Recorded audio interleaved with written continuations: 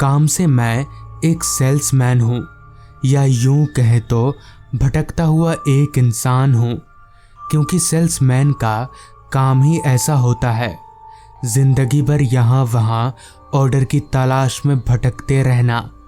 उस दिन भी मैं घर से ऑर्डर की तलाश में ही निकला था, मगर लोकल में नहीं, कहीं दूर जाने के लिए। उस दिन मेरा टारगेट था सीतारामपुर, तो मैं ट्रेन पकड़कर सीधे सीतारामपुर पहुंच गया। सीतारामपुर मेरे यहाँ से लगभग 150 किलोमीटर दूर होगा। हालांकि वो एरिया थोड़ा ऑफ पड़ता है, पता नहीं क्यों मुझे वहाँ जाने का ऑर्डर मिला। खैर, वहाँ पहुँचकर मेरा काम शुरू हो गया। जैसा मैंने सोचा था हुआ ठीक उसका उल्टा। यहाँ दुकानें कम ज़रूर थीं, मगर फिर भी मुझे काफ़ी अच्छे खासे ऑर्डर मिल रहे थे। मैंने सोचा थोड़ा और आगे चला जाए, और इस तरह से मेरा काम चलता रहा। ऐसे ही ऑर्डर लेते लेते कब दिन ढल गया पता ही नहीं चला। काम करने में मुझे उस दिन काफ़ी मज़ा आ रहा था, क्योंकि उस दिन सच में काम हो रहा था, वरना बाकी दिन तो बस मैं ऐसे ही भटकता रहता हूँ। अब तक अंधेरा हो चुका था, पर क्योंकि मुझे ऑर्डर मिल ही रहे थे तो मैं भी रुका नहीं। इसी तरह कब रात के 8 बज गए पता ही नहीं चला। आखिरकार जब मुझे लगा कि अब बस हो गया, अब घर चलना चाहिए, तो मैं उल्टे पांव स्टेशन की तरफ निकल पड़ा। स्टेशन पहुंचकर जब मैं टिकट काउंटर पर गया और अपने स्टेशन की टिकट के लिए पूछा, तो वहां बैठे कर्मचारी ने कहा, पर सर अब तो कोई ट्रेन नहीं है हसनगढ़ के लिए। मैं चौंक गया कि भला अभी वक्त ही क्या हुआ है जो ट्रेन नहीं है। मैंने कन्फर्म करने के लिए उस कर्मचारी से दोबारा पूछा, क्या कोई ट्रेन नहीं है? इस पर उसने अपना सिर हाँ में हिलाया। मैं चिंता में पड़ गया कि अब घर कैसे जाया जाएगा। अब तक तो आखिरी बस भी चली गई होगी। निराश होकर मैं स्टेशन पर लगे एक बेंच पर बैठ गया। वो स्टेशन इतना छोटा था कि अभी से ही स्टेशन पर कोई नज़र नहीं आ रहा था। पूरा का पूरा स्टेशन वीरान पड़ा था। मैंने निराश मन से अपने जेब से मोबाइल निकाला और घर पर फ़ोन करके पूरा मामला बता दिया। घर वालों ने हिदायत दी कि आज की रात मैं किसी होटल में कमरा लेकर रह जाऊं और कल सुबह आराम से घर आऊं। हालांकि मेरा मन तो नहीं था, मगर अब कोई चारा नहीं है। ऐसे स्टेशन पर अगर रात गुजारने जाऊंगा तो पता नहीं कल सुबह तक जिंदा बच भी पाऊंगा या नहीं, क्योंकि ठंड काफ़ी ज़्यादा थी। ऊपर से सर पर छत ना होने की वजह से ओस गिर रही थी। खैर, मैं अपनी जगह से उठा और स्टेशन से बाहर की तरफ जा ही रहा था कि तभी पीछे से एक आवाज़ आई, अरे सुनील, तू यहाँ पर? मैं पीछे पलटा तो पीछे मेरा दोस्त राकेश खड़ा था। राकेश रेलवे में काम करता है और हमारे ही गांव का है, जिस पर मैंने राकेश को कहा, अरे यार, मैं तो यहाँ काम से आया था, पर तू यहाँ पर? इस पर राकेश बोला, मेरा तो यहीं पर ट्रांसफ़र हुआ है ना, मैं यहीं रहता हूँ। जिसके बाद मैंने राकेश को अपनी सारी दुविधा बताई। मेरी सारी कहानी सुन राकेश बोला, एक काम क्यों नहीं करता, तू मेरे साथ चल, मेरे क्वार्टर में ही आज की रात रह जाना। हालांकि राकेश का सुझाव बुरा नहीं था, जिस वजह से मैं उसकी बात मान गया।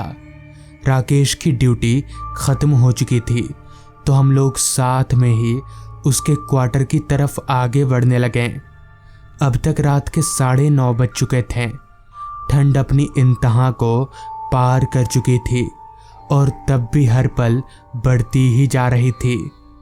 जैसा कि मैंने बताया कि वो एक ऑफ एरिया था, जिस वजह से रास्ते पर हम दोनों के अलावा मुझे एक भी आदमी नज़र नहीं आ रहा था।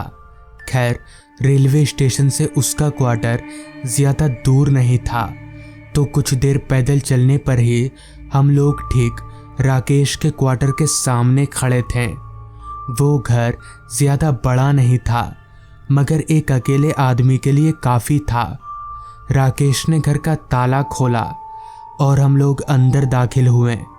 तभी राकेश बोला, कुछ खाएगा?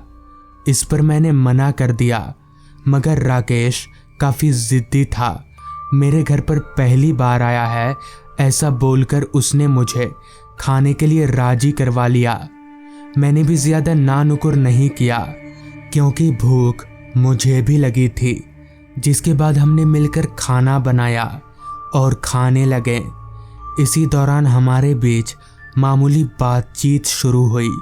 राकेश अपने घर की बात कर रहा था और मैं अपने घर की। खाना पीना हो जाने के बाद हम लोग सोने की तैयारी में लग गए। चूंकि राकेश के घर पर एक ही सिंगल बेड का पलंग था, इसलिए वो नीचे सो गया और मुझे पलंग पर सोने के लिए बोला। हालांकि मैंने उससे कहा भी कि मैं नीचे आराम से सो जाऊंगा, पर वो नहीं माना। खैर, चूंकि मैं काफ़ी थका हुआ था, जिस वजह से तुरंत ही मेरी आंख लगने लगी। अभी मैं लेटा हुआ ही था कि तभी राकेश बोला, सुनील, रात को अगर बाथरूम जाना हो तो मुझे उठाना, क्योंकि घर में बाथरूम नहीं है। मुझे उठाना ज़रूर। इस पर अच्छा ठीक है बोलकर मैंने वापस अपनी आंखें बंद कर ली। जिसके बाद मैं कब नींद के आगोश में चला गया, मुझे कुछ याद नहीं। पता नहीं कितनी देर बाद, मगर जब मेरी आंख खुली तो मुझे ज़ोर से बाथरूम आया था। मैं बिस्तर पर उठकर बैठा, निगाहें घड़ी पर डाली तो समय हो रहा था रात के 1:45 बजे का। मैंने राकेश की ओर देखा तो वो कंबल लपेटकर सोया हुआ था। मैंने सोचा ज़रा सा बाहर जाने के लिए राकेश को क्या उठाना, अकेले ही चला जाता हूँ। लिहाजा मैं पलंग पर से उतरकर दबे पैर दरवाजे की ओर गया और दरवाज़ा खोलकर बाहर निकल गया। बाहर निकलते ही मेरा स्वागत एक तेज ठंडी हवा के झोंके से हुआ। मेरा पूरा शरीर सिहर उठा। खैर, बाथरूम घर के थोड़ी दूरी पर बाउंड्री वॉल के पास था, लिहाजा मैं चलते हुए बाथरूम की ओर जाने लगा। मैं चलकर बाथरूम के पास पहुंचा और अंदर चला गया। थोड़ी देर बाद मैं बाथरूम से बाहर निकला और वापस घर की ओर मुड़ने जा ही रहा था कि तभी मेरी नज़र पास के बाउंड्री वॉल पर बैठे एक बच्चे पर गई। वो दूसरी तरफ मुंह करके बैठा था, जिस वजह से मैं उसका चेहरा नहीं देख पा रहा था, मगर पीछे से तो वो कोई बच्चा ही लग रहा था। तभी मैंने उस बच्चे को आवाज़ दिया, हे छोटू, उतरो, ये बैठने की जगह है क्या? चलो भागो। मगर इस पर उस बच्चे ने कोई प्रतिक्रिया नहीं दिखाई। मैंने दोबारा कहा, बच्चे, सुनाई नहीं देता क्या? भागो यहाँ से।